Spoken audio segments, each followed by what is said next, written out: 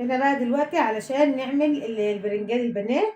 جبت بقى برنجان اهوت وخرطته كده دواير اهي سميكه حلوه اهي، ونقعته بقى في ميه بملح علشان ما يشربش معايا زيته كتير ويبقى طري وحلو كده زي ما انتم شايفين اهوت.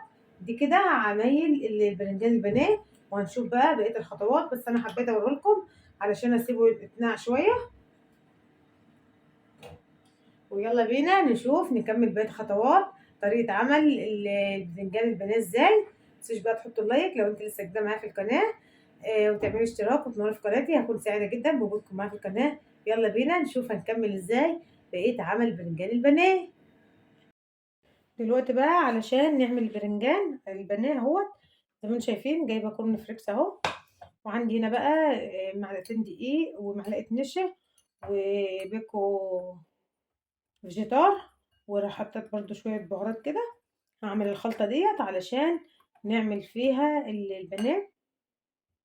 احط عليها كوباية لبن وبيضة وهنضربهم مع بعض واوريكم بقى الشكل بتاعهم هيبقى عامل ازاي وهنعمل ازاي البرنجان. حطيت كده كوباية لبن، عايزة تعملها بمية اعملها بمية طبعا المتوفر عندك. ديت هنسقي فيها بقى البرنجان بعد ما نقعناه بقى في المية والملح وسيبناه لما تنشف كويس جدا. عملنا له بقى الخلطة ديت علشان نقلي فيه البرنجان. يلا بقى قبل اي حاجة كله يحط اللايك كده علشان الفيديو يوصل لاكبر عدد من اخواتنا وحبايبنا في كل مكان. هنزل كده معلقة دقيق كمان كده علشان انا عايزة الخليط يبقى رابط معايا شوية كده، علشان اما احطه كده في الكورن فليكس العجينة تمسك كده مع البرنجانة زي ما انتم شايفين، وهنقليه بقى ويبقى احلى بانيه. طبعا مش هتحتاجي تعملي فراخ بقى، يعني في الايام اللي احنا فيها ديت هنعمل كل حاجه بانيه، مش هنحتاج اللهم صل على سيدنا محمد الفراخ في حاجه كده. هيت انا حاسه كده برضو ان لسه عايز شويه دقيق. طبعا انت عينيكي بمقياس لكل حاجه انت بتعمليها. طبعا هنا الخلطه ديت جميله جدا وبتخلي الباذنجان حلو ولا بيشرب منك زيت ولا اي حاجه خالص. بسم الله ما شاء الله بتبقى جميله جدا ومتبهره بقى. حاطه بقى عليها برضو فيجيتار، وعلى الكورن فليكس برضو حاطه فيجيتار. طبعا انت ليكي حريه الاختيار، بتحبي الفيجيتار حراق او بارد طبعا انت ليكي حريه الاختيار. زي ما انتم شايفين انا بقى هعملها كده يعني زي ما انتم شايفين هوريكم اهوت. هجيب بس طبق اطلع عليه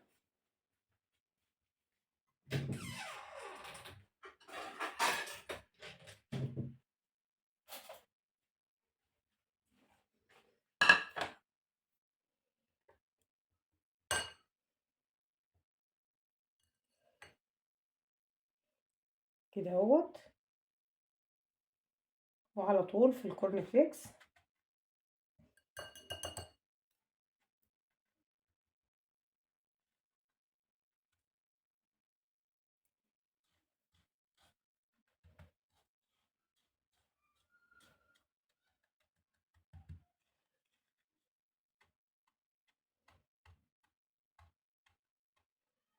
زي ما انتم شايفين، شايفين بقى شكلها كده عامل ازاي كده اهوت.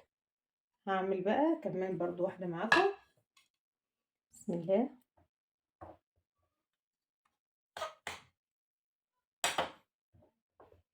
طبعا الطريقه دي جميله جدا، جربيها كده وانتي هتدعيلي بجد على طريقه عمل البرنجان بالطريقه ديت.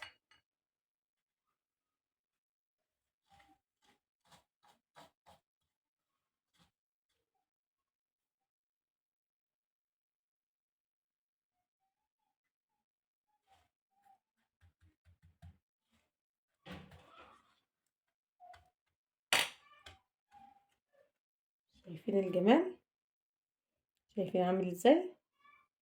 يبقى دي بقى كده طريقه عمل البانيه بالبرنجان.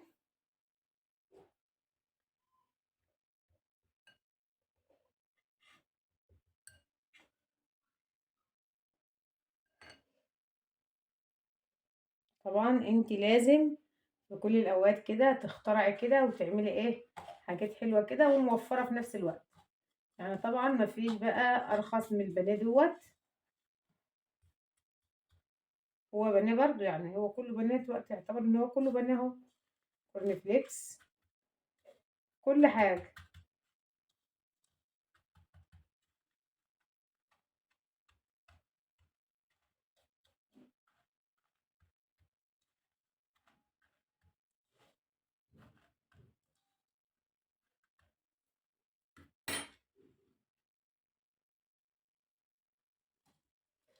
زي ما انتم شايفين بقى، يبقى دي كده طريقة عمل البانيه.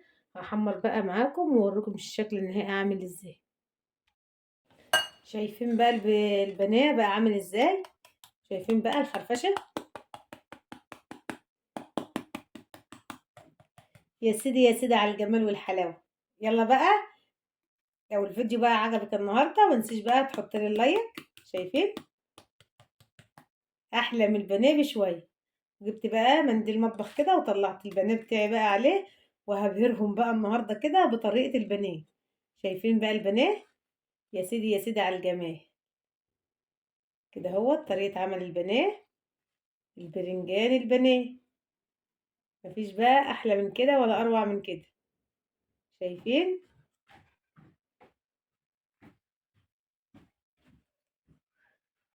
شايفين بقى البرنجان البانيه طالع عامل ازاي؟